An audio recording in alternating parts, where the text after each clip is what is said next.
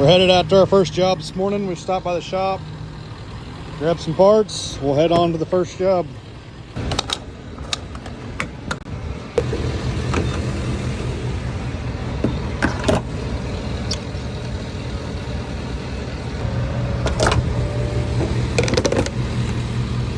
We're out here this morning on our first one. We had about an hour drive, 9460R, throwing some turbo codes and maybe a few other codes. So we're gonna check it out, see what we got going on. So it looks like we got several codes for the turbo actuator, low pressure pump, and field dosing pump. And I think they're all gonna be the same issue. Most of them are 09 codes for loss of communication. Also like vane position invalid, mix match codes. I guess it's all probably gonna have related to the same issue. So we're gonna see if we got a wiring issue or what we got going on. So the multiple codes, the VGT, the low pressure pump, which is right here, dosing pump, and then VGT is up on the other side over there. But I was looking across the harness, there's several spots it looks like it's starting to rub pretty bad. So I started wiggling the harness pretty good. And right there, we got multiple. Earlier when I did it, a lot more codes started popping up. Yeah, right there.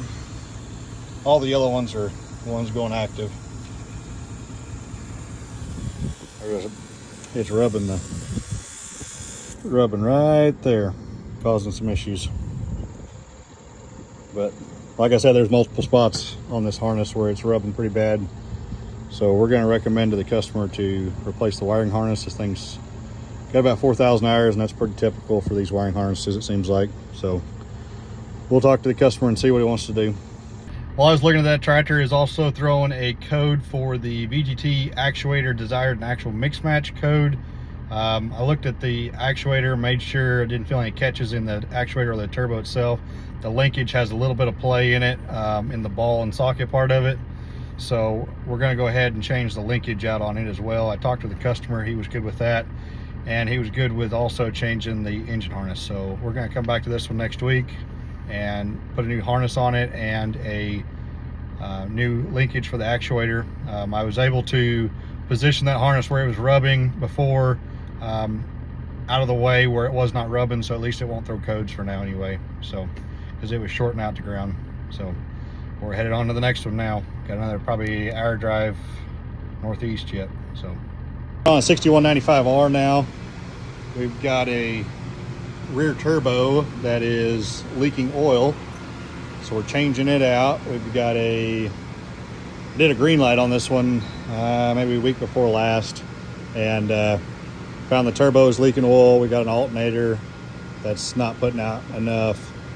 We're gonna put a belt tensioner on it, and I'm trying to think what else we got.